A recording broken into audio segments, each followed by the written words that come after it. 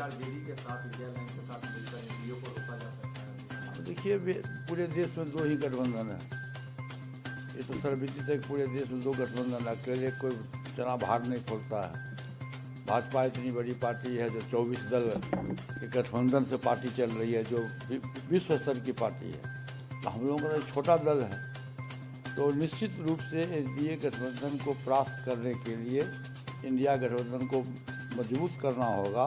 और जितना भी छोटा छोटा दल है, छोटी छोटी जातियां हैं, सबको मिला करके एक बड़ा गठबंधन बना करके पूरे बिहार के जो मतदाता है वो बदलाव के मूड में है। ये अब जान लीजिए, हम लोगों ने जो 22 जिला में हमने जो घूमा है, खासकर जो हमारा जो वोटर और सपोर्टर है, दलित समाज के लोग हैं, अधिकांश हैं, सब लोग, लेकिन अधिकांश उसकी संख्या है। तो हम लोगों ने देखा है कि सभी लोग बदलाव की ओर है। और ख़ास करके दलित समाज जो हमारा है वो अभी एनडीए गठबंधन से नाराज़ है।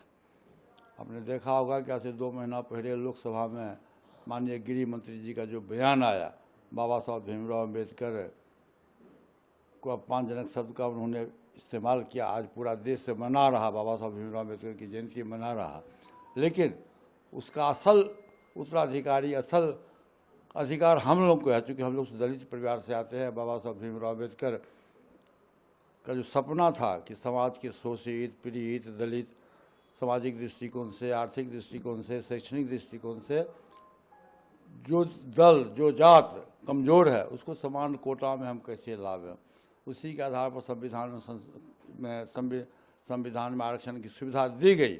और उस समय, आज से जिस समय से संविधान बना था, उस समय में देश में छुआछूत की भावना थी। और संविधान बनाने वाले बाबा साहब भीमराव अम्बेडकर के साथ भी घटना घटी थी, उनसे भी लोग छुआछूत मानता था।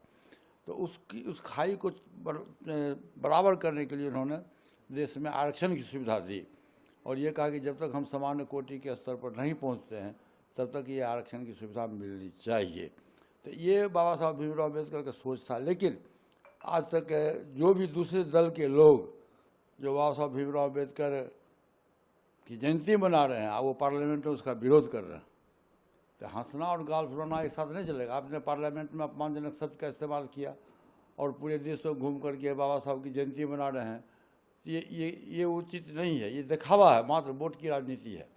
और हम लोगों ने जो कल किया है, ये हम शुरू से ही हम लोग करते आए हैं।